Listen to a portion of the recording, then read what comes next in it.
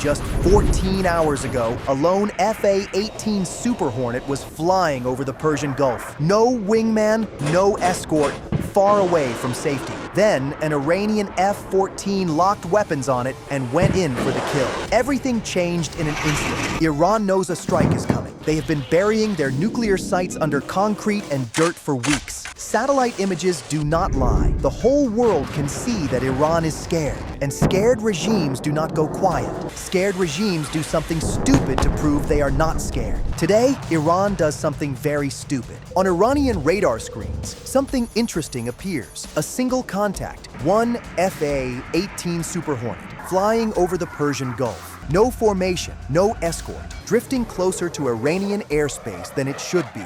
It's separated from the carrier group, like it took a wrong turn. It looks lost. The Iranian operator cannot believe it. A lone American jet, right there, gift wrapped. This is the moment Iran has been waiting for. A propaganda goldmine. Intercept the American jet, force it to turn around. If it does not obey, shoot it down. Put it on state television. Show the entire world that Iran is not intimidated, that Iran is not afraid, that Iran will stand up to the great Satan himself. The commander picks up the phone. He gives the order, scramble the F-14.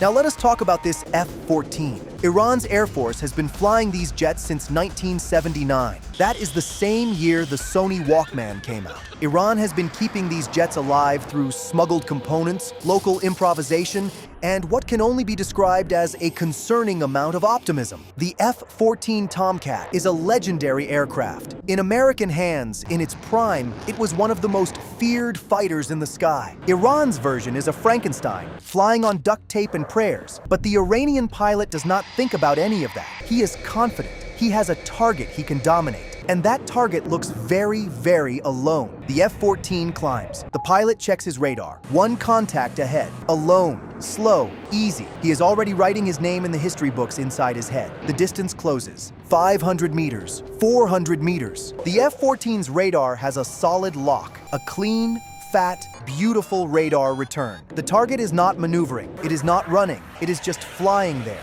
Slow, steady, like it does not even know he is coming. The pilot arms his missiles. The targeting system confirms the lock. A steady tone fills his helmet. That tone means one thing. He has a kill shot. His thumb moves toward the trigger. He is going to be a hero in Tehran. Moments from shooting down every American who thinks Iran cannot fight back.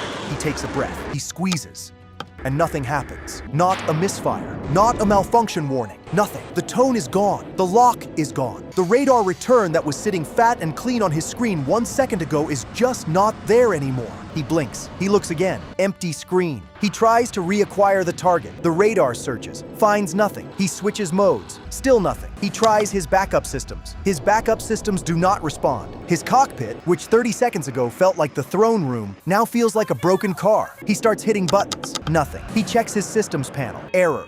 Error. Error. He gets back on the radio, confused. He tells ground control his systems are down. Ground control tells him to troubleshoot. He tells ground control there is nothing left to troubleshoot. Everything is just gone. Ground control goes quiet because ground control does not have an answer for this. Nobody in Iran has an answer for this. And here is why. That F-18 on his radar screen was never a regular Super Hornet. It was an EA-18G Growler. From the outside, the Growler looks identical to a standard F-18. Same airframe, same shape, same radar signature. Iran could not tell the difference. That was the whole point. Because the EA-18G Growler is not a fighter jet. Not really. It is an electronic warfare aircraft. It is the military equivalent of a guy who looks completely harmless, but can fry your computer with one button press. The Growler carries powerful jamming system. It can reach inside any aircraft's electronic brain and scramble it like a breakfast egg. Even the F-22, it is that powerful. It does not fire bullets or missiles. It fires invisible energy.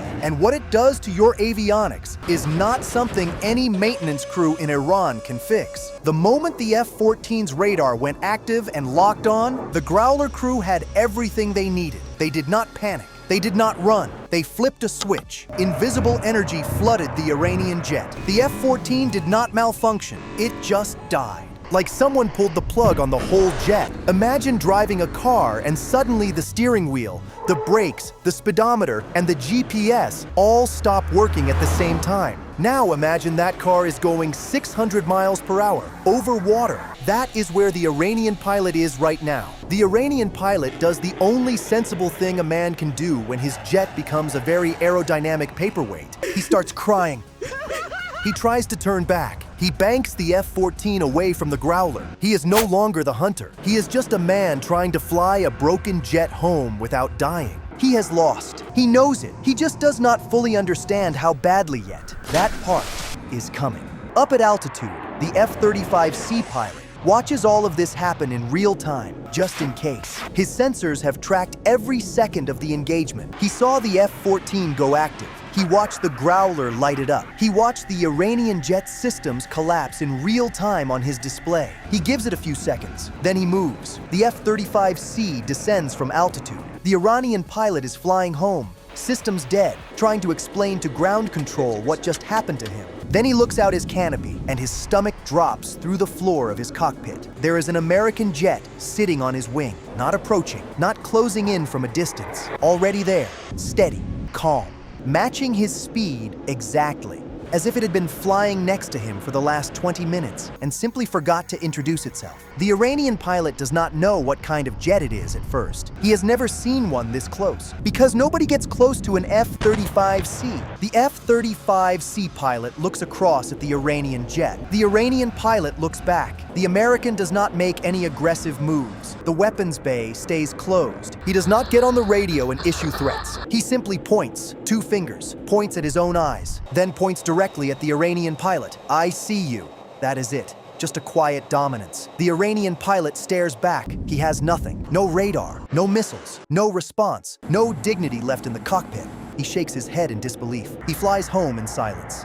Or rather, he wishes he could fly home in silence. He thinks the ordeal is finally over, but the American pilot changes his mind. He decides he isn't quite finished yet. The F-35C pilot waits until the Iranian is almost comfortable, almost breathing again, almost convinced the worst part is behind him. Then he rolls, not away, not up. He rolls around the F-14. A slow, deliberate barrel roll, 360 degrees, just to make sure the message is received, just to make absolutely sure the Iranian pilot understands he should not ever fly against the USA again. The F-14 cannot do anything. It is just a man sitting inside an expensive metal box, watching an American jet do figure eights around him as if the American is bored. And then it gets worse. The Iranian pilot's radio crackles. He assumes it is ground control. It is not ground control. It is the USS Abraham Lincoln, and they are not transmitting a warning. They are playing music. Kenny Loggins, Danger Zone, through his own radio, on his own frequency, inside his own cockpit. The Iranian pilot cannot turn it off, because he cannot turn anything off anymore.